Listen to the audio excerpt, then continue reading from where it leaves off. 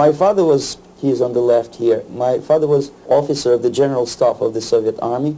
He was inspector of land forces, Soviet troops stationed in countries like Mongolia, Cuba, East European countries. This is the picture taken at the entrance of my Institute of Oriental Languages. It's a part of Moscow State University. As every Soviet student, I was, quote-unquote, volunteering for harvesting grain in Kazakhstan. By the end of my training in school, I was recruited by the KGB. This picture was taken on that day, and you can see again how happy it feels to be recruited by the KGB. Pay special attention to number of bottles on the table. One of my functions was to keep foreign guests permanently intoxicated the moment they land at Moscow airport. In 1967, the KGB attached me to this magazine, Look magazine. A group of 12 people arrived to USSR from the United States to cover the 50th anniversary of October Socialist Revolution in my country. From the first page to the last page, it was a package of lies.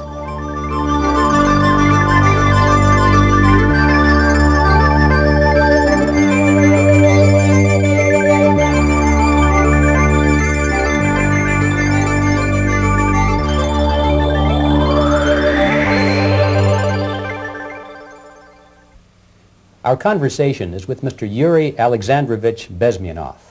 Mr. Bєzmєnov was born in 1939 in a suburb of Moscow. He was the son of a high-ranking Soviet Army officer. He was educated in the elite schools inside the Soviet Union and became an expert in Indian culture and Indian languages. He had an outstanding career with Новості, which was the, and still is, I should say, the press arm or the press agency of the Soviet Union. It turns out that this is also a front for the KGB. One of his interesting assignments was to brainwash foreign diplomats when they visited Moscow. And he'll tell us a little bit about how they did this and how they planted information which eventually wound up in the press of the free world. He escaped to the West in 1970 after becoming totally disgusted with the Soviet system, and he did this at great risk to his life. He certainly is one of the world's outstanding experts on the subject of Soviet propaganda and disinformation and active measures. Mr. Bєzmєnov, I'd like to begin by having you tell us a little bit about some of your childhood memories. Well, the most vivid memory of my childhood was Second World War, or to be more precise, the end of the Second World War, when all of a sudden United States, from a friendly nation, which helped us to defeat Nazism, turned overnight into a deadly enemy. And it was very shocking because all newspapers were trying to present an image of belligerent, aggressive American imperialism. Most of the things that we were taught is that United States is aggressive power, which is just about to invade our beautiful, free, socialist country, that American CIA is dropping Colorado beetles on our beautiful potato fields to eliminate our crops, and each schoolboy had a picture of Colorado bug on the back page of his notebook, and we were instructed to go into collective fields to search for those little Colorado bugs. Of course we couldn't find any, neither we could find many potatoes, and that was explained again by the encroachments of the decadent imperialist power. The anti-American paranoia, hysteria in the Soviet propaganda was to such of such a higher degree that many less skeptical people or less stubborn would really believe that the United States is just about to invade our beautiful motherland, and some secretly hope that it will come true. That's interesting. Yes.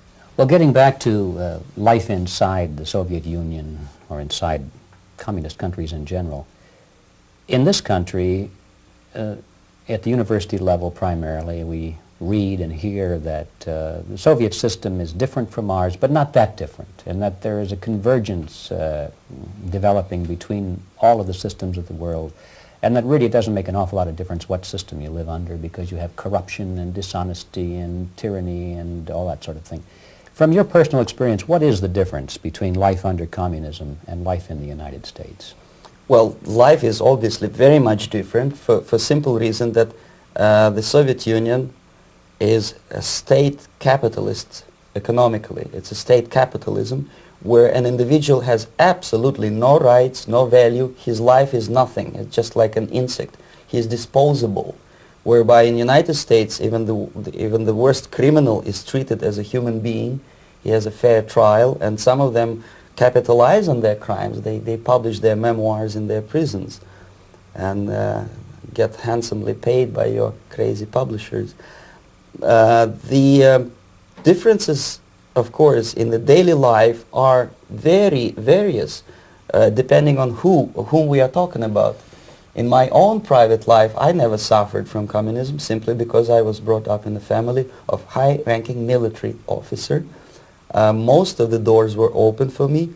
Most of my expenses were paid by the government, and I never had any troubles with the authorities or with the police. So in other words, I would say I enjoyed, or I had good reasons to enjoy, all the advantages of so-called socialist system. My main motivations to defect had nothing to do with affluence. It was mainly moral indignation, moral protest, rebellion against the inhuman methods of the Soviet system. Well, specifically, what did you object to? I objected, first of all, against oppression of my own dissidents and intellectuals. And that was the most disgusting thing that I witnessed as a young man, young student, who was brought up at a very troublesome period in our history, from Stalin to Khrushchev, from total tyranny and oppression to some kind of liberalization. Second, when I started working for the Soviet embassy in India, to my horror, I discovered that we are millions times more oppressive than any colonial or imperialist power in the history of mankind. That my country brings to India not freedom, progress, and friendship between the nations, but racism, exploitation, and slavery, and of course economical inefficiency to this country. Since I fell in love with India, I developed something which by KGB standards is extremely dangerous thing. It's called split loyalty, when an agent likes a country of assignment more than his own country. I literally fell in love with this beautiful country, a country of great contrasts, but also great humility, great tolerance, and philosophical and intellectual freedoms. My ancestors used to live in caves and eat raw meat when India was a highly civilized nation 6,000 years ago. So obviously the choice was not to the advantage of my own nation. I decided to defect and to entirely dissociate myself from that brutal regime. Mr. Bєзмєнов, we've read a lot about the concentration camps and the slave labor camps under the Stalin regime. Now the general impression in America is that those things are part of the past. Are they still going on today, or what is the status? Yes. There is no qualitative change in the Soviet concentration camp system. There are changes in numbers of prisoners. Again, this is unreliable Soviet statistics. We don't know how many political prisoners are there in the Soviet concentration camps. But we sure know from various sources that at each particular time there are close to 25 to 30 million of Soviet citizens who are virtually kept as slaves in forced labor camp system. The size of the population of a country like Canada is serving terms as prisoners. Incredible. So I would say that those intellectuals who try to convince American public that concentration camp system is a thing of a past are either conscientiously misleading public opinion, or they are not very intellectual people. They're selectively blind. They lack intellectual honesty when they say that. Well, we've spoken about the intellectuals in this country and also the intellectuals in the Soviet Union. What about down at the broad mass level? Do the people in general, the working people, the workers in general in the Soviet Union, do they support the system? Do they tolerate it? What is their attitude? Well, average Soviet citizen, if there is such an animal, of course, does not like the system because it hurts, it kills. He may not understand the reasons. He may not have enough information or educational background to understand. But I doubt very much there are many people who are conscientiously supporting the Soviet system. There are not such people in USSR. Even those who have all the reasons to enjoy socialism, people like myself, who were a member of journalistic elite, they also hate the system for different reasons, though. Not because they lack material affluence, but because they are unfree to think, they are in constant fear, duplicity, split personality. And this is the greatest tragedy for my nation. Well, what do you think are the chances of the people actually overcoming their system or replacing it? There is a great possibility that system will sooner or later be destroyed from within. There is a self-destructive mechanism built into any socialist or communist or fascist system because there is lack of feedback, because the system does not rely upon loyalty of population. But until this Soviet junta is being supported by the Western so-called imperialists, that is, multinational companies, establishments, governments, and let's face it, intellectuals, so-called academia in the United States is famous for supporting the Soviet system. As long as the Soviet junta will keep on receiving credits, money, technology, grain deals, and political recognition from all these traitors of democracy or freedom, there is no hope, there is not much hope for changes in my country, and the system will not collapse by itself simply because it's being nourished by so-called American imperialism. This is the greatest paradox in history of mankind, when capitalist world supports and actively nourishes its own destroyer, destructor. I think you're trying to tell us something in this country. Mm-hmm. I'm trying to tell you that it has to be stopped unless you want to end up in Gulag system and enjoy all the advantages of socialist equality, working for free, catching fleas on your body, sleeping on the planks of plywood in Alaska this time, I guess. Mm-hmm. That's where Americans will belong, unless they will wake up, of course, and force their government to stop aiding Soviet fascism. Mm-hmm. Well, you told us a moment ago why you left the system. I'd like to hear the details of how you did it. It must have been a very dangerous thing. It was not so dangerous, it was crazy. First of all, because defecting in India is virtually impossible, thanks to very strong pressure from the Soviet government. Excuse me, you were in India on assignment at that time? Yes, I was working for the Soviet embassy in New Delhi as a press officer. Mm-hmm. And defecting for a Soviet diplomat is next to impossible. It's a suicide, as I said, because a great friend Indira Gandhi pushed a law through parliament which says, and I quote, "No defector from any country has a right of political asylum in any embassy on the territory of Indian Republic," which is a masterpiece of hypocrisy. No other defector but a Soviet one needs a political asylum. So knowing that perfectly well, I planned a craziest possible way to defect. I studied counterculture in India. There were thousands of young American boys and girls with no shoes, long hair, smoking hash and marijuana, studying sometimes Indian philosophy, sometimes simply pretending that they studied. And they greatly annoyed Indian police, and they were laughing stock of Indians because obviously they were good-for-nothing students. I studied carefully where they congregate, what routes they travel, what language they speak, what do they smoke. And one day I simply joined a group of hippies to avoid detection of Indian police.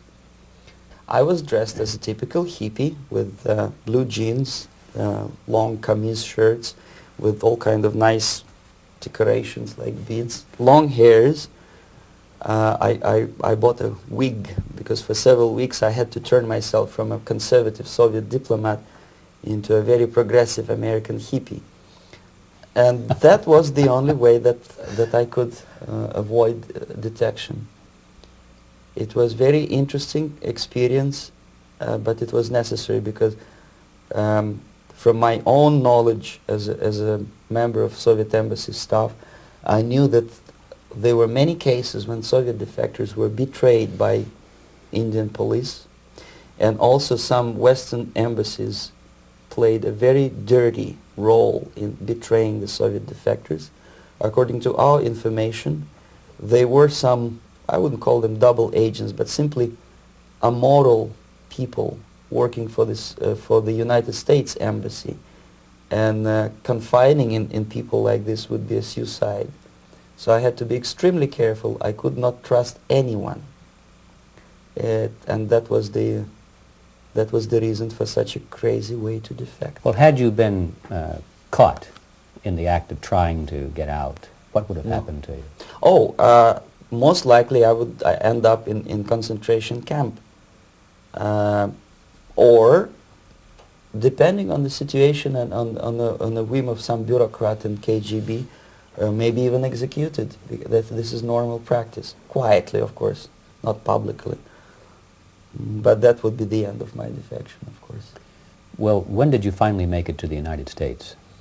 In 1970, after about 6 months of debriefing in Athens by the CIA, and I presume FBI too, they let me go first to Germany, then to Canada.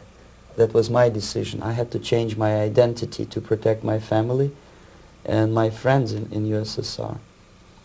And also I was a little bit paranoid knowing that both Soviet KGB and probably some double agents within the American system may be after me. So I wanted to settle down as far away as possible.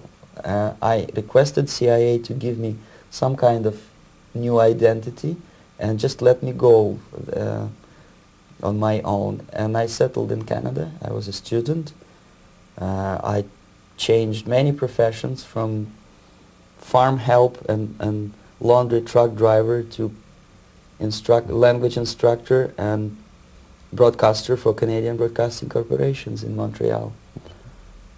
Well, have you had any threats on your life or any unpleasant in about 5 years, KGB eventually discovered that I am working for Canadian Broadcasting. I made a very big mistake. I started working for overseas service of CBC, which is similar to Voice of America, in Russian language. And of course, monitoring service in USSR picked up every new voice. Every new announcer they would make it a point to discover who he is. And in 5 years, sure enough, slowly but surely, they discovered that I am not Thomas Schumann, that I am Yury Alexandrovich Bєзмєнов, and that I am working for Canadian Broadcasting, and undermining beautiful détente between Canada and USSR. And the Soviet ambassador Alexander Yakovlev made it his personal effort to discredit me. He complained to Pierre Trudeau, who is known to be a little bit soft on socialism. And the management of CBC behaved in a very strange, cowardly way, unbecoming to representatives of an independent country like Canada. They listened to every suggestion that Soviet ambassador gave, and they started shameful investigation, analyzing content of my broadcasts to USSR. And sure enough, they discovered that some of my statements were probably would be offending to the Soviet Politburo. So I had to leave my job. And of course, subtle intimidations. They would say something like, please cross the street carefully because, you know, traffic is very heavy in Quebec. And fortunately, I know about the psychology and the logic of activity of the KGB, and I never allowed myself to be intimidated. This is the worst thing. This is what they expect a person, a defector, to be intimidated.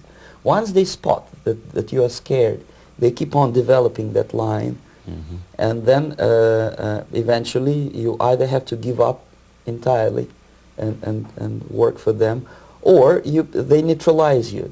They would definitely stop all kind of political activity, which they failed to do in my case, because I was stubbornly working for the Canadian Broadcasting. And in response to their intimidations, I said that, look, this is a free country, and I am as free as you are. And I also can drive very fast. And gun control is not yet established in Canada, so I had a couple of good shotguns in my basement. So welcome to visit me someday with your Kalashnikov's machine guns. So obviously it didn't work. Intimidation didn't work. So they tried different approach, as I described. They approached on the highest level, on the level of Canadian bureaucracy. And on that level they were successful. On that level they were successful. On individual level they failed flat. Mr. Bєзмєнов has brought a series of slides with him that he has taken from the Soviet Union, and I think this is a good time to take a look at the slides. Yes. Now, the viewers will be able to see these slides as we talk about them. Yes, this is a collection of slides which are, some of them are snapshots from my family album, some of them are documents which I smuggled from the Soviet embassy, and some are reproductions from local mass media. I usually show them to establish my credibility as a defector. This is a picture of my native town, Mytishi, about 20 miles north from Moscow. Characteristically, there is a statue of Comrade Lenin in the central square. This is myself at the age of 7, again, characteristically, under the statue of Comrade Stalin, extending his friendly hand to peoples of the world. At that age, of course, I was still idealistically minded young communist, and I still believe that sooner or later things will go for better. But I realized that the system stinks, that something is fishy, and that ideology is fake, and the propaganda about advanced Soviet agriculture simply didn't meet the criteria of reality. If they talk about abundance of food and there is none in the stores, there must be something wrong. My father was, he is on the left here, my father was officer of the General Staff of the Soviet Army. He was inspector of land forces, Soviet troops stationed in countries like Mongolia, Cuba, East European countries. Were he alive today, most likely he would be inspecting Soviet troops in Nicaragua, Angola, and many other parts of the world. Fortunately, he died and he didn't see the disgrace, because deep inside he was a Russian patriot. He didn't like the idea of expanding Soviet military might, especially in the areas where we were not welcomed at all. Unlike many other military officers, he was reporting directly to the Minister of Defense, bypassing KGB and diplomatic service. In other words, he was a trusted military professional. And my impression that this type of people are much less hawkish and adventuristic than party bureaucrats in Kremlin. When American mass media describes Soviet military as potentially dangerous counterpart for Pentagon, I simply laugh, because I know better. I know that the most dangerous part of the Soviet power structures are not military at all. Most likely, if they come to power in my country, they'll be more sensible negotiators for nuclear disarmament and withdrawal of the Soviet troops from many parts of the world. But if someone from the party structure or the KGB structure were to give the orders for a military intervention, they have to obey, they yes, would follow. Because they are professional military. But they, you see, the triangle of power and hate in USSR is the party at the top, the party elite, the oligarchy of the party, then the military and the KGB at the bottom. They hate each other, and the most hated triangle, the most hated corner of the triangle is the Communist Party bureaucrats. They are the most adventuristic, senile megalomaniacs. They can start war, I wouldn't be surprised. Not the military. They know what war is. Yes. At least my father did. This is the picture taken at the entrance of my Institute of Oriental Languages. It's a part of Moscow State University. I graduated in 1963, And now, excuse me, which one were you on? I am on the right. You're on the right. And on the left is my my schoolmate Vadim Smirnov, who later was a apparatchik in the Central Committee of the Soviet Union Communist Party. What is an apparatchik? It's a functionary, something like civil service in British Empire. Someone who is never fired from the service. He stays there internally. He may not be promoted too high, but he's a dependable bureaucrat who will stay forever. I studied not only languages, but also history, literature, even music. I'm on this picture. I'm trying to learn how to play Indian musical instrument. I even tried to look like an Indian when I was second-year student. Not bad, really. Yes, actually it was strongly encouraged by the instructors in my school, because the graduates of my school were later on employed as diplomats, foreign journalists, or spies. As every Soviet student, I was quote-unquote volunteering for harvesting grain in Kazakhstan. This is the biggest agricultural blunder of the Soviet government. But I didn't have much choice, of course, because the communist motto borrowed from the Bible says, "Those who do not work shall not eat." And you can see me eating, therefore I was working, and you can see how happy I was about it. I went through a very extensive physical and military training, including the military games in areas, suburban areas of Moscow. And here, for example, we are on a tour in Arkhangelsk area. And by the end of my training in school, I was recruited by the KGB. This picture was taken on that day, and you can see again how happy it feels to be recruited by the KGB. Our conversation with Yuri Alexandrovich Bєзмєнов, who is a defector from the Soviet Union, a former propaganda agent for Новості and the KGB, will continue after this message.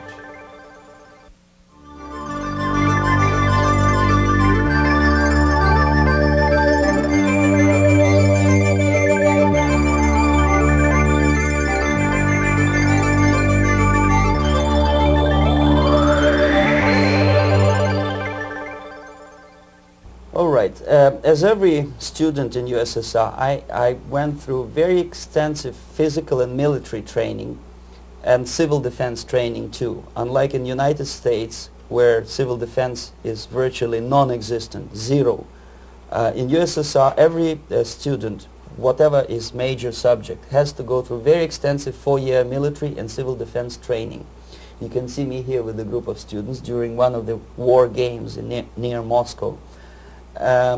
The main idea, of course, is to prepare a huge reserve army of the USSR. Each student has to graduate as a junior lieutenant. In my case, it was administrative and military intelligence service. My first assignment was to India as a translator with the Soviet Economical Aid Group, building refinery complexes in Bihar state and Gujarat state. At that time, I was still naively, idealistically believing that what I was doing contributes to the understanding and cooperation between the nations. It took me quite a number of years to realize that what we were bringing to India was a new type of colonialism, 1,000 times more oppressive and exploitative than any colonialism or imperialism in history of mankind. But at that time I was still hoping that, well, maybe it's not that bad, could be worse, and things may go for better. And I even tried to implement the beautiful Marxist motto, proletarians of all the countries unite. I tried to unite with a nice Indian girl, and I was fascinated by Indian culture, by the family life in this country. But obviously Communist Party had different plans for my genes, so I had to marry this beautiful Russian girl. In the span of my career, I married 3 times. Most of these marriages were marriages of convenience, on advice from the Department of Personnel. This is normal practice in USSR. When a Soviet citizen is assigned to a foreign job, he has to be married, either to keep family in USSR as hostages, or, if it's a convenience marriage like mine, so that the husband and wife are virtually informers on each other to prevent defection or contamination by decadent imperialist or capitalist ideas. In my case, I hated that girl so much that the moment I landed in Moscow, we were divorced, and I married later, second time. By the end of my first assignment in India, I was promoted to the position of public relation officer. You can see me here translating a speech by a Soviet boss. And you're on the right. I'm on the right here, yes. And it was, the occasion was commissioning of the refinery complex in Bihar, Barauni. Back in Moscow, I was immediately recruited by Новости press agency, which is a propaganda and ideological subversion front for the KGB. 75% of the members of the Новости are commissioned officers of the KGB. The other 25 are, like myself, co-opted agents who are assigned to specific operations. In this particular case, you can see me talking to students of Lumumba Friendship University in Moscow. This is a huge school under the direct control of the KGB and Central Committee, where future leaders of the so-called national liberation movements are being educated and selected carefully. And some of them have absolutely, this, for example, is a group of students from Lumumba. They don't look like students at all. They look more like military, and that's exactly what they were. They were dispatched back to their countries to be leaders of the so-called national liberation movements, or to be translated into normal human language, leaders of international terrorist groups. Another area of activity when I was working for the Новости was to accompany groups of so-called progressive intellectuals, writers, journalists, publishers, teachers, professors of colleges. You can see me here in Kremlin. I'm second on the left, with a group of Pakistani and Indian intellectuals. Most of them pretended they don't understand that we are actually working on behalf of the Soviet government and the KGB. They pretended that they are actually being guests, VIP intellectuals, that they are treated according to their merits and their intellectual abilities. For us, they were just a bunch of political prostitutes to be taken advantage for various propaganda operations. Therefore, you can see perfectly well the senior colleague of mine on the left doesn't really have that much respect on his face, and myself with a very skeptical smile, typical KGB sarcastic smile, anticipating another victim of ideological brainwashing. This is how a typical conference in Новости headquarters in Moscow looked like. Sitting in the middle is Boris Burkov, the then director of Новости press agency, high-ranking party bureaucrat in the Department of Propaganda. I am standing next to a famous Indian poet, Sumitranandan Pant. He was famous because he was an author. He was the author of a famous poem titled Rhapsody to Lenin. That's why he was invited to USSR, and everything was paid by the Soviet government. Pay special attention to number of bottles on the table. This is one of the ways to kill the awareness or curiosity of foreign journalists. One of my functions was to keep foreign guests permanently intoxicated the moment they land at Moscow airport. I had to take them to the VIP lounge and toast to friendship and understanding between the nations of the world. Glass of vodka, then a second glass of vodka. And in no time my guests would be feeling very happy. They would see everything in kind of pink, nice color. And that's the way I had to keep them permanently for the next 15 or 20 days. At certain point in time, I had to withdraw alcohol from them so that some of them who are the most recruitable would feel a little bit shaky, guilty, trying to remember what they were talking last night. That's the time to approach them with all kind of nonsense, such as joint communique or statement for Soviet propaganda. That's the time they are the most flexible. And of course, what they didn't understand, they didn't realize or pretended not to realize, that myself, who was drinking together with them, was not drinking at all. I had ways to get rid of alcohol through various techniques, including special pills which were given to me by my colleagues. But they were taking it seriously. In other words, they would consume quite large volumes of alcohol and feel quite uneasy next morning. In 1967, the KGB attached me to this magazine, Look magazine. A group of 12 people arrived to USSR from United States to cover the 50th anniversary of October Socialist Revolution in my country. From the first page to the last page, it was a package of lies, propaganda cliché, which were presented to American readers as opinions and deductions of American journalists. Nothing could be far from truth. These were not opinions. They were not opinions at all. They were the clichés which the Soviet propaganda wants American public to think that they think. If it does make any sense at all.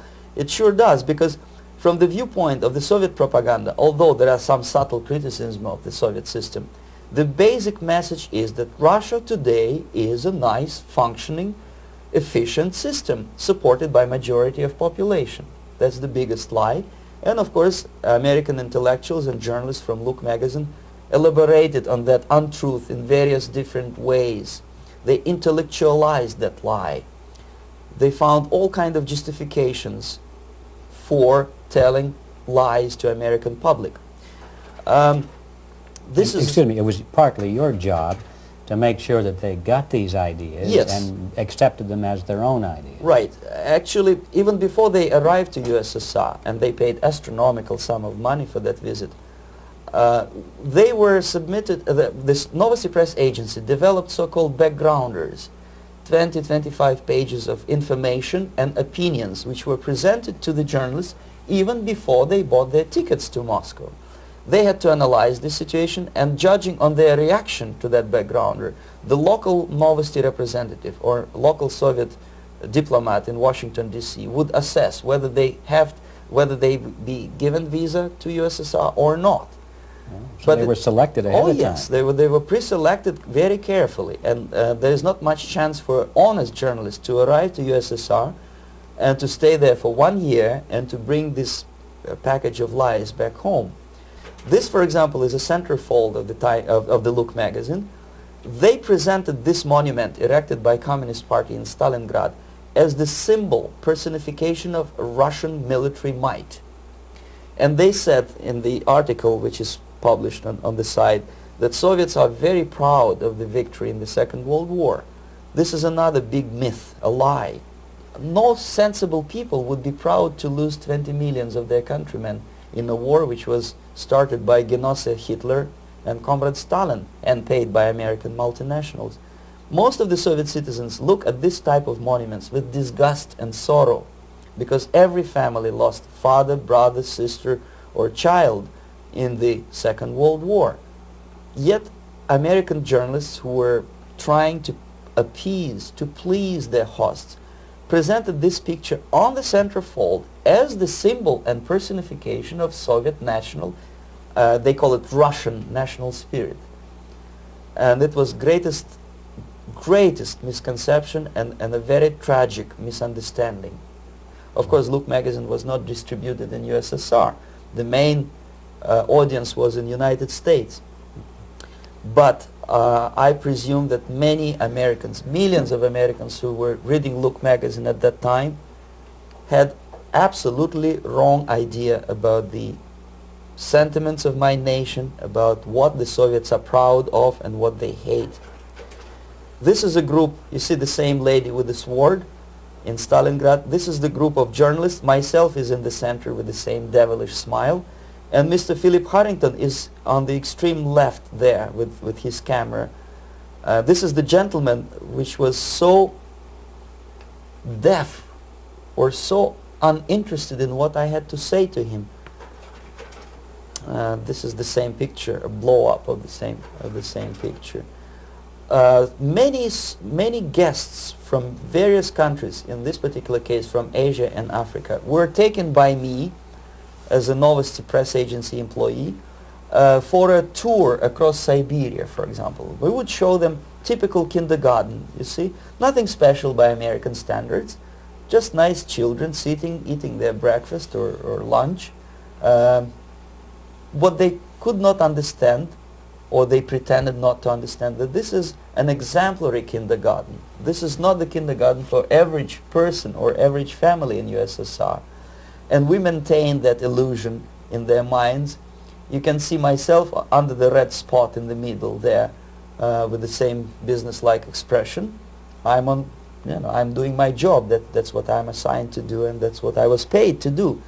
But deep inside, I still hope that at least some of these useful idiots would understand that what they are looking at has nothing to do with the level of affluence in my nation. This is a better picture which reflects the true spirit of the Soviet childhood. This picture was printed in a Canadian government publication by mistake. In the middle you can see children playing on a small courtyard, and the caption goes, "This is a typical kindergarten in Siberia." What these idiots didn't understand, that it is not kindergarten at all. It is a prison for children of political prisoners. But there was not a single mentioning that what they were visiting actually was an area of concentration camps. And the job of people like myself to help them to not to notice that they are actually talking to prisoners. Most of the children were dressed, especially on the occasion of the foreigners' visit. Of course, there were no corpses on the ground. There were no machine gun guards. And well, it looks not very pleasant, as you see.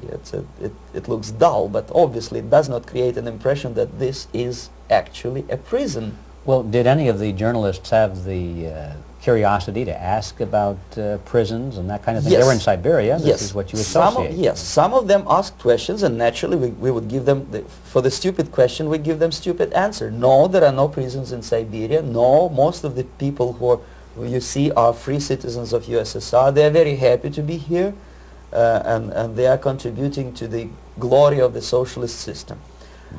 Some of them pretended that they believe what I was telling them, and most of them, we may discuss it later, what are the motivations of these people? Why would they stubbornly bring lies to their own population through their own mass media?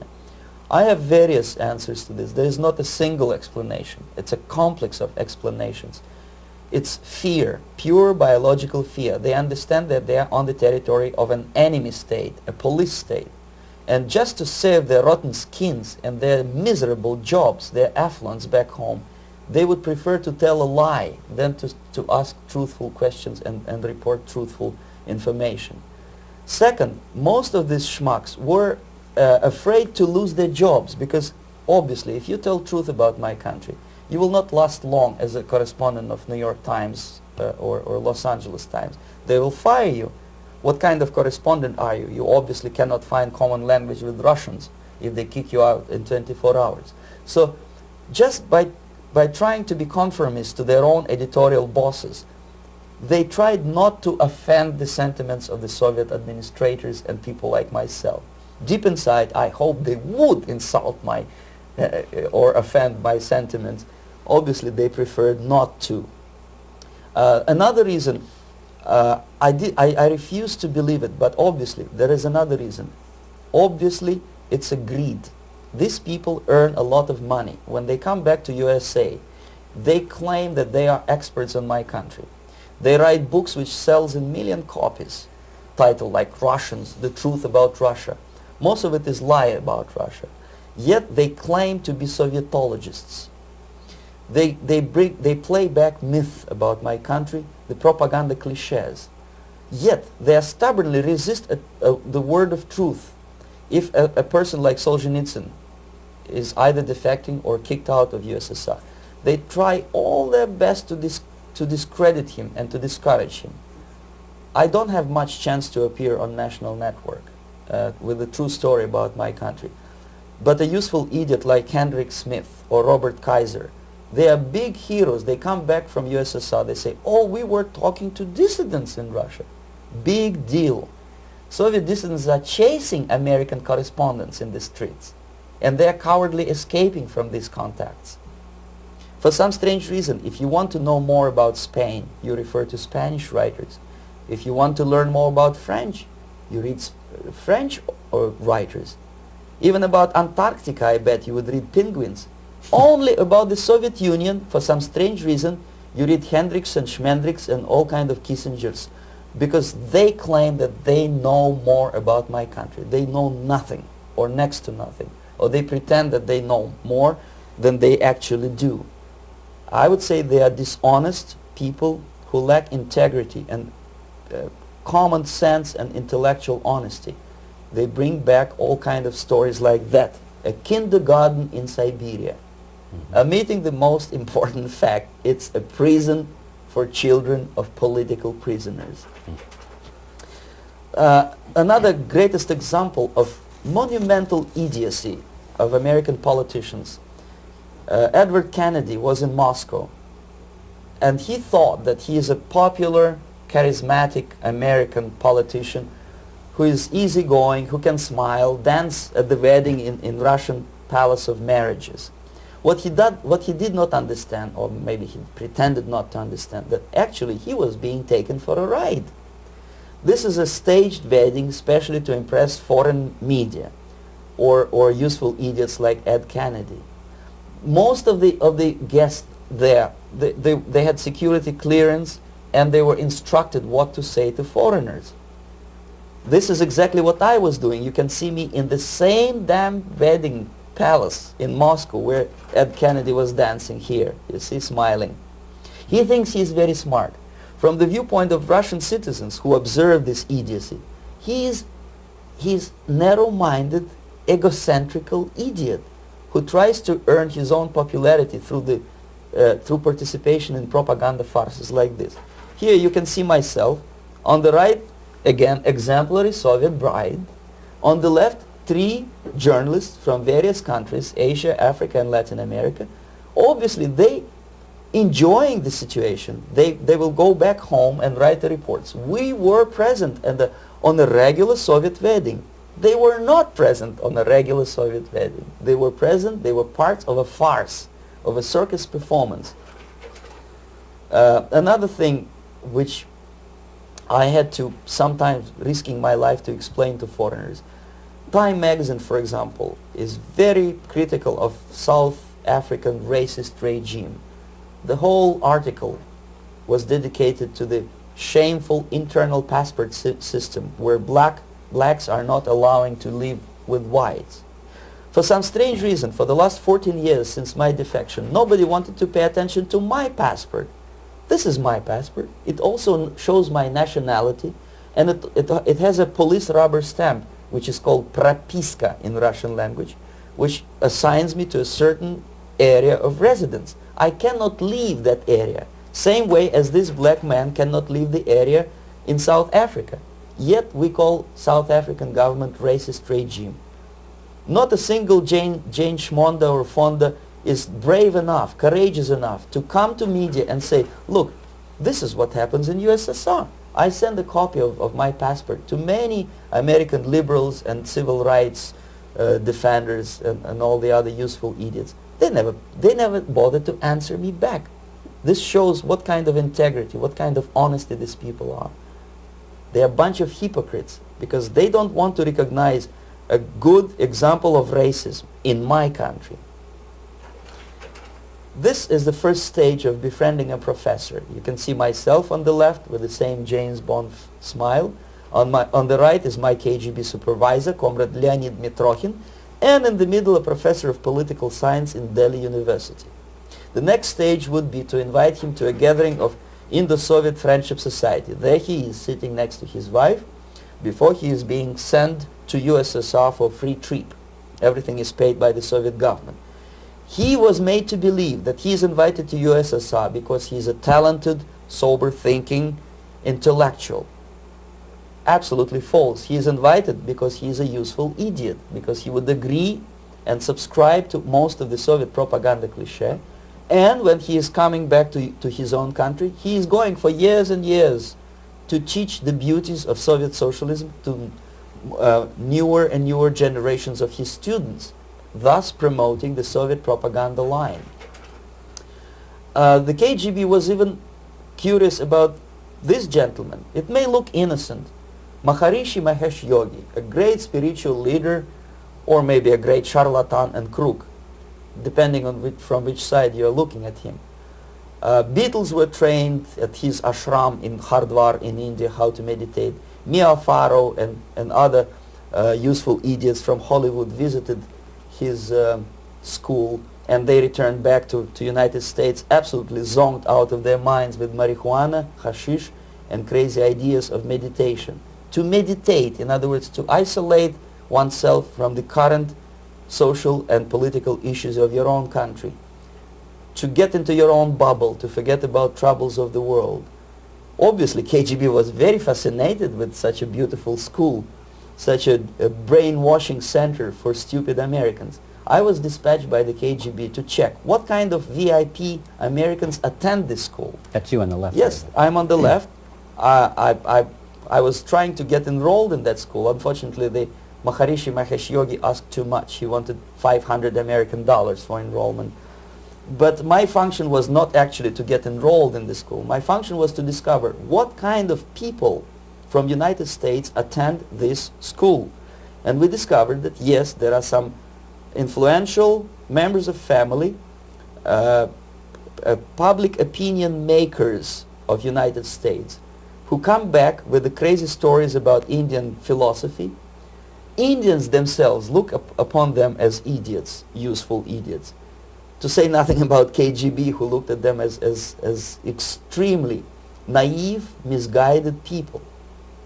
Obviously, a VIP, say a wife of a congressman, or a prominent Hollywood personality, after being trained in that school, is much more instrumental in the hands of manipulators of public opinion and KGB than a normal person who understands, who looks through this type of fake religious training. Why would they be more susceptible to manipulation? I just mentioned that because, you see, a person who is too much involved in introspective meditation.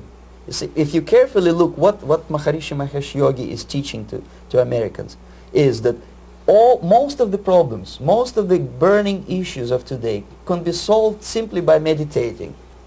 Don't rock the boat. Don't get involved. Just sit down, look at your navel and meditate. And the things, due to some strange logic, due to cosmic vibration, will settle down by themselves. This is exactly what the KGB and Marxist-Leninist propaganda wants from Americans, to distract their opinion, attention, and mental energy from real issues of the United States into a non-issues, into a non-world, non-existent harmony. Obviously, it's more beneficial for the Soviet aggressors to have a bunch of duped Americans than Americans who are self-conscious, healthy, physically fit, and alert to the reality. Maharishi Mahesh Yogi obviously is not on the payroll of the KGB. But whether he knows it or not, he contributes greatly to demoralization of American society. And he's not the only one. There are hundreds of those gurus who come to your country to capitalize on naivete and stupidity of Americans. It's a fashion. It's a fashion to meditate. It's a fashion not to be involved. So obviously, you can see that if KGB were that curious, if they paid my trip to Hardwar, if they assigned me to that strange job, obviously they were very much fascinated. They were convinced that that type of brainwashing is very efficient and instrumental in demoralization of the United States. Our conversation with Yury Alexandrovich Bєзмєнов, who is a defector from the Soviet Union, a former propaganda agent for Новості and the KGB, will continue after this message.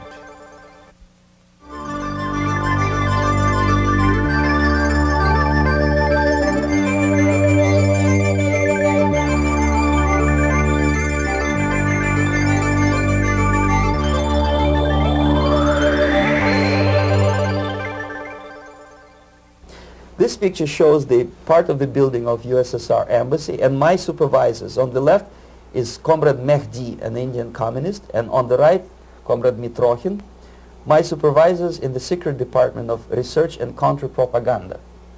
It has nothing to do with either research or counter-propaganda. Most of the activity of that department was to compile huge volume of information on individuals who were instrumental in creating public opinion. Publishers, editors, journalists, actors, educationalists, professors of political science, members of parliament, representatives of business circles. Most of these people were divided roughly in two groups. Those who would toe the Soviet foreign policy, they would be promoted to the positions of power through media and public opinion manipulation. Those who refused the Soviet influence in their own country would be character assassinated or executed physically come revolution. Same way as in the small town of Hue in South Vietnam, several thousands of Vietnamese were executed in one night when the city was captured by Viet Cong for only 2 days. And American CIA could never figure out how could possibly communists know each individual, where he lives, where to get him, and would be arrested in one night, basically in some 4 hours before dawn, put on a van, taken out of the city limits and shot. The answer is very simple. Long before communists occupied the city, there was extensive network of informers, local Vietnamese citizens, who knew absolutely everything about people who are instrumental in public opinion, including barbers and taxi drivers. Everyone who was sympathetic to the United States was executed. Same thing was done under the guidance of the Soviet embassy in Hanoi, and same thing I was doing in New Delhi. To my horror, I discovered that in the files where people were doomed to execution, there were names of pro-Soviet journalists with whom I was personally friendly. Pro-Soviet? Yes. They were idealistically minded leftists who made several visits to USSR, and yet the KGB decided that come revolution or drastic changes in political structure of India, they will have to go. Why is that? Because they know too much. Simply because, you see, the useful idiots, the leftists who are idealistically believing in the beauty of Soviet socialist or communist or whatever system, when they get disillusioned, they become the worst enemies. That's why my KGB instructors specifically made a point, never bother with leftists. Forget about these political prostitutes. Aim higher. This was my instruction. Try to get into large circulation, established conservative media. Rich, filthy rich movie makers, intellectuals, so-called academic circles. Cynical, egocentric people who can look into your eyes with angelic expression and tell you a lie. These are the most recruitable people, people who lack moral principles, who are either too greedy or too suffer from self-importance. They feel that they matter a lot. These are the people who KGB wanted very much to recruit. But to eliminate the others, to execute the others, don't they serve some purpose? Wouldn't they be the ones they rely on? They serve purpose only at the stage of destabilization of a nation. For example, your leftists in United States, all these professors and all these beautiful civil rights defenders, they are instrumental in the process of the subversion only to destabilize the nation.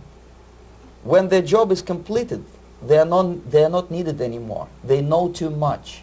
Some of them, when they get disillusioned, when they see that Marxist-Leninists come to power, obviously they get offended.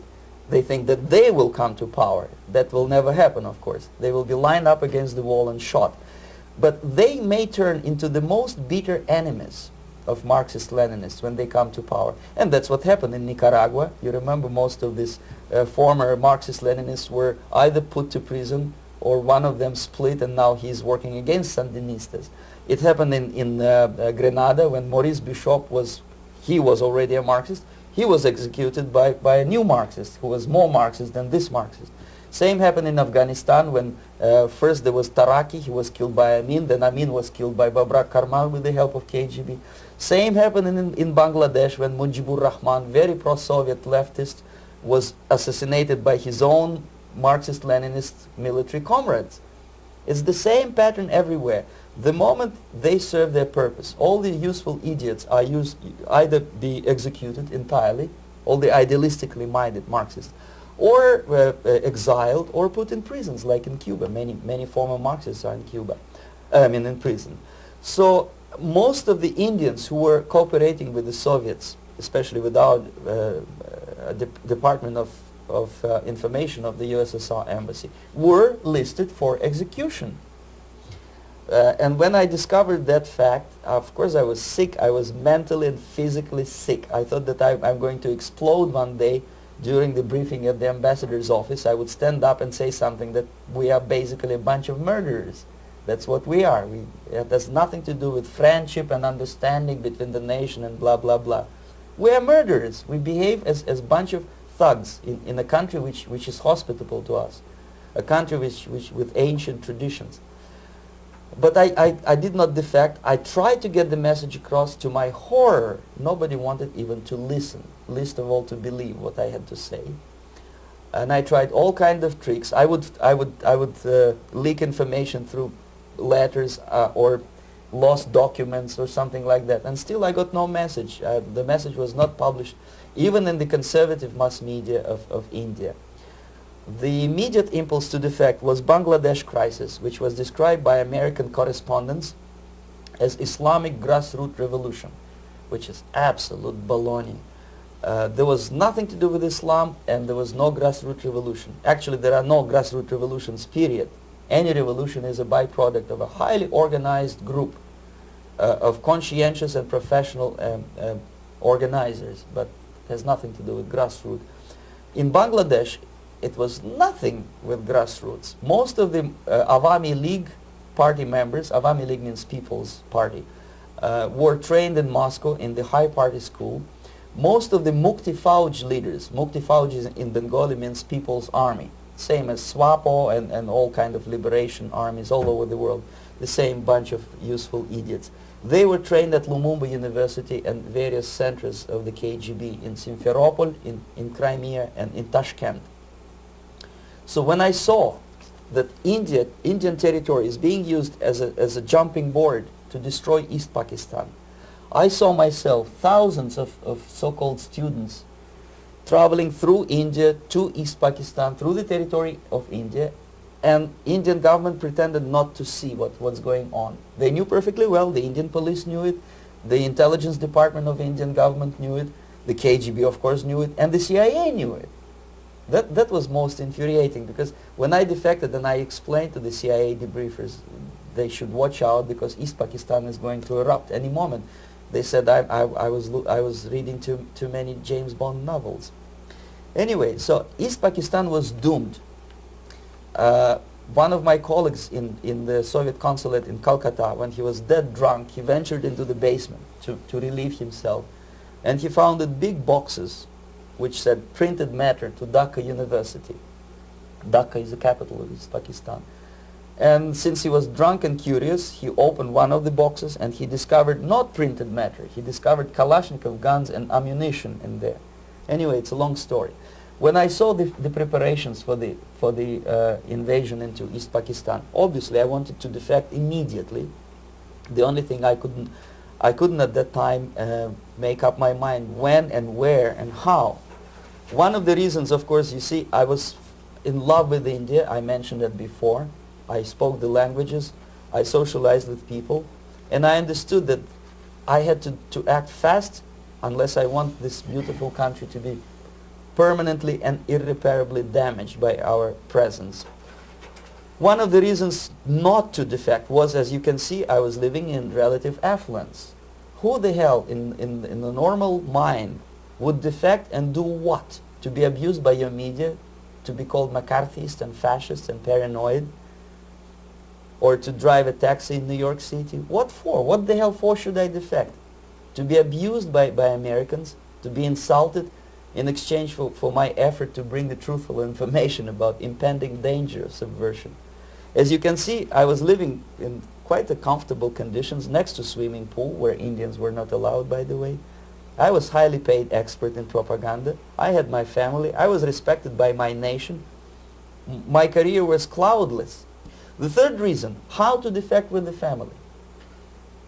To defect with the baby and the wife would be virtual suicide, because according to law, that hypocritical law which I quoted before, the Indian police will have to hand me over back to the KGB, and that will be the end of my defection and probably my life.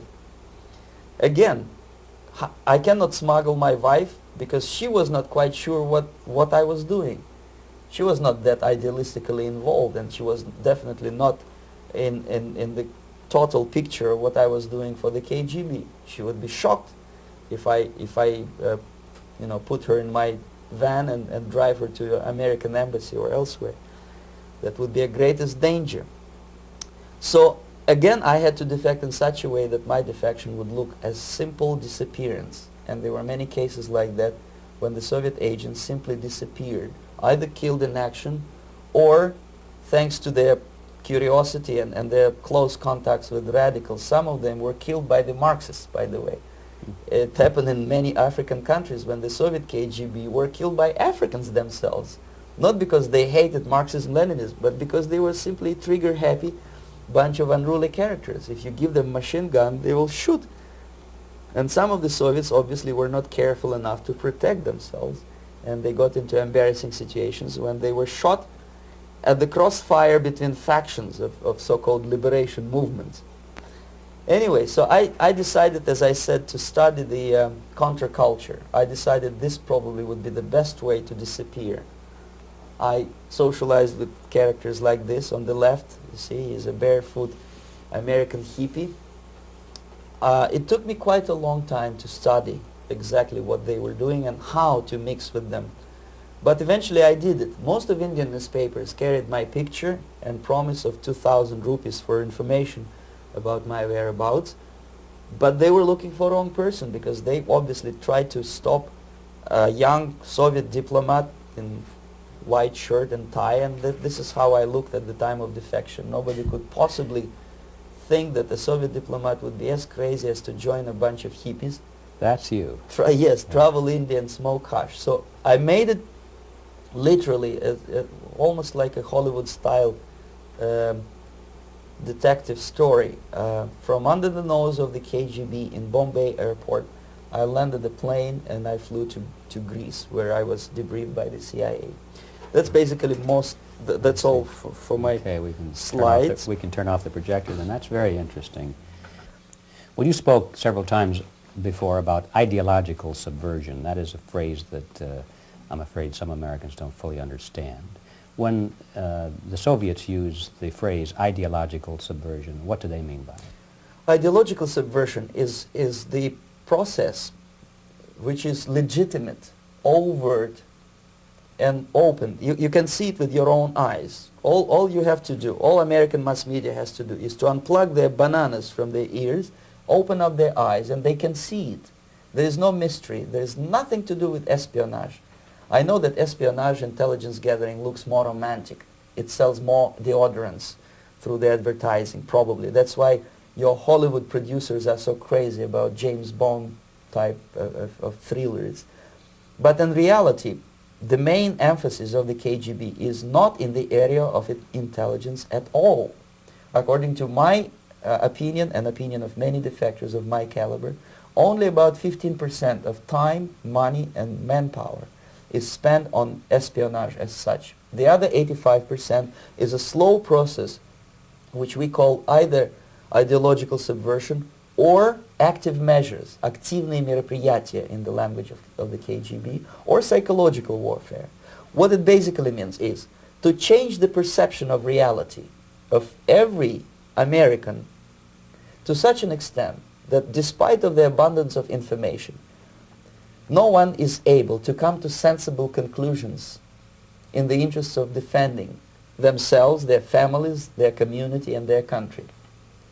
It's a great brainwashing process which goes very slow, and it's divided in 4 basic stages. The first one being demoralization. It takes from 15 to 20 years to demoralize a nation. Why that many years? Because this is the minimum number of years which requires to educate one generation of students in the country of your enemy, exposed to the ideology of the enemy. In other words, Marxism-Leninism ideology is being pumped into the soft heads of at least 3 generations of American students without being challenged or counterbalanced by the basic values of Americanism, American patriotism. The result you can see. Most of the people who graduated in the 60s, dropouts or half-baked intellectuals, are now occupying the positions of power in the government, civil service, business, mass media, educational system. You are stuck with them. You cannot get rid of them. They are contaminated. They are programmed to think and react to certain stimuli in a certain pattern.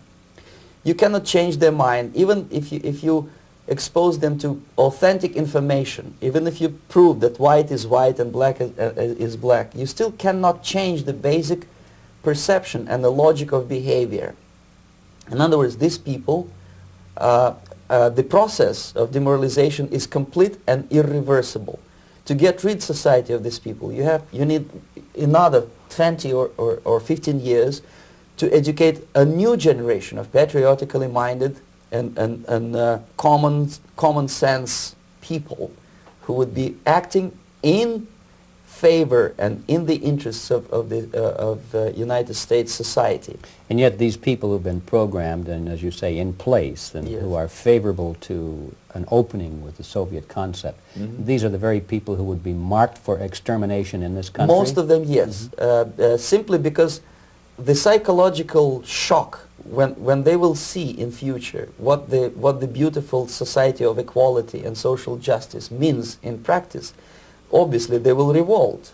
They will be very unhappy, frustrated people. And the Marxist-Leninist regime does not tolerate these people. Obviously they will join the links of dissenters, dissidents. Unlike in present United States, there will be no place for dissent in future Marxist-Leninist America. Here you can get popular like Daniel Ellsberg and filthy rich like Jane Fonda for being dissident, for criticizing your Pentagon. In future, these people will be simply squashed like cockroaches. Nobody is going to pay them nothing for their beautiful, noble ideas of equality. This they don't understand, and it will be greatest shock for them, of course. The demoralization process in the United States is basically completed already. For the last 25 years. Actually, it's overfulfilled because demoralization now reaches such areas where previously not even Comrade Andropov and all his experts would even dream of such a tremendous success. Most of it is done by Americans to Americans, thanks to lack of moral standards. As I mentioned before, exposure to true information does not matter anymore. A person who was demoralized is unable to assess true information. The facts tell nothing to him. Even if I shower him with information, with authentic proof, with documents, with pictures, even if I take him by force to the Soviet Union and show him concentration camp, he will refuse to believe it until he is going to receive a kick in his fat bottom. When a military boot crashes his, then he will understand, but not before that. That's the tragic of the situation of demoralization. So basically America is stuck with demoralization, and unless, even if you start right now, here, this minute, you start educating new generation of Americans, it will still take you 15 to 20 years to turn the tide of ideological perception of reality back to normalcy and patriotism. The next stage is destabilization. This time, subverter does not care about your ideas and the patterns of your consumption. Whether you eat junk food and get fat and flabby, doesn't matter anymore. This time, and it takes only from 2 to 5 years to destabilize a nation, what matters is essentials: economy, foreign relations, defense systems. And you can see it quite clearly that in some areas, in such sensitive areas as defense and economy, the influence of Marxist-Leninist ideas in the United States is absolutely fantastic. I could never believe it 14 years ago when I landed in this part of the world that the process will go that fast. The next stage, of course, is crisis. It may take only up to 6 weeks to bring a country to the verge of crisis. You can see it in Central America now. And after crisis, with a violent change of power, structure, and economy, you have so-called the period of normalization. It may last indefinitely. Normalization is a cynical expression borrowed from Soviet propaganda. When the Soviet tanks moved into Czechoslovakia in '68, Comrade Brezhnev said, "Now the situation in brotherly Czechoslovakia is normalized." This is what will happen in the United States if you allow all these schmucks to bring the country to crisis, to promise people all kind of goodies and the paradise on earth, to destabilize your economy, to eliminate the principle of free market competition, and to put a big brother government in Washington, D.C., with benevolent dictators like Walter Mondale, who will promise lots of things, never mind whether the promises are fulfillable or not. He will go to Moscow to kiss the bottoms of new generation of Soviet assassins, never mind. He will create false illusions that the situation is under control. Situation is not under control. Situation is disgustingly out of control. Most of the American politicians, media, and educational system trains another generation of people who think they are living at a peacetime. False. The United States is in a state of war, undeclared total war against the basic principles and the foundations of this system. And the initiator of this war is not Comrade Andropov, of course. It's the system. However ridiculous it may sound, the world communist system or the world communist conspiracy, whether I scare some people or not, I don't give a hoot. If you are not scared by now, nothing can scare you. But you don't have to be paranoid about it. What actually happens now, that unlike myself, you have literally several years to live on unless the United States wake up.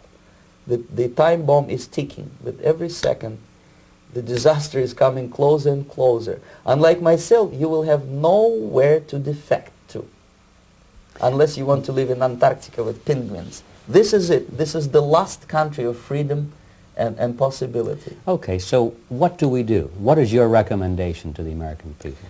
Well, the immediate thing that comes to my mind is, of course, there must be a very strong national effort to educate people in the spirit of real patriotism, number one. Number two, to explain them the real danger of socialist, communist, whatever, welfare state, big brother government. If people will fail to grasp the impending danger of that development, nothing ever can help United States. You may kiss goodbye to your freedom, including freedoms to homosexuals, to prison inmate. All this freedom will vanish, evaporate in 5 seconds, including your precious lives. The second thing, the moment at least part of the United States population is convinced that the danger is real, they have to force their government. And I'm not talking about sending letters, signing petitions, and all this beautiful, noble activity. I'm talking about forcing United States government to stop aiding communism. Because there is no other problem more burning and urgent than to stop the Soviet military-industrial complex from destroying whatever is left of the free world. And it is very easy to do. No credits, no technology, no money, no political or diplomatic recognition, and of course no such idiocy as grain deals to USSR. The Soviet people, 270 millions of Soviets, will be eternally thankful to you if you stop aiding a bunch of murderers who sit now in Kremlin and whom President Reagan respectfully calls government. They do not govern anything, least of all such complexity as the Soviet economy. So two very simple, maybe too simplistic answers or solutions, but nevertheless they are the only solutions. Educate yourself, understand what's going on around you. You are not living at the time of peace. You are in a state of war, and you have precious little time to save yourself. You don't have much time, especially if you are talking about young generation. There's not much time left for convulsions to the beautiful disco music. Very soon it will go, just overnight. If we are talking about capitalists or wealthy businessmen, I think they are selling the rope on which they will hang very soon. If they don't stop, if they cannot curb their unsettled desire for profit, and if they keep on trading with the monster of the Soviet communism, they are going to hang very soon. And they will pray to be killed, but unfortunately they will be sent to Alaska probably to manage industry of slaves. It's simplistic. I know it sounds unpleasant. I know Americans don't like to listen to things which are unpleasant. But I have defected not to tell you the stories about such idiocy as microfilm, James Bond type espionage. This is garbage. You don't need any espionage anymore. I have come to talk about survival. It's a question of survival of this system. You may ask me, what is it in for me? Survival, obviously, because unlike, as I said, I am now in your boat. If we sing together, we'll sing beautifully together. There is no other place on this planet to defect to.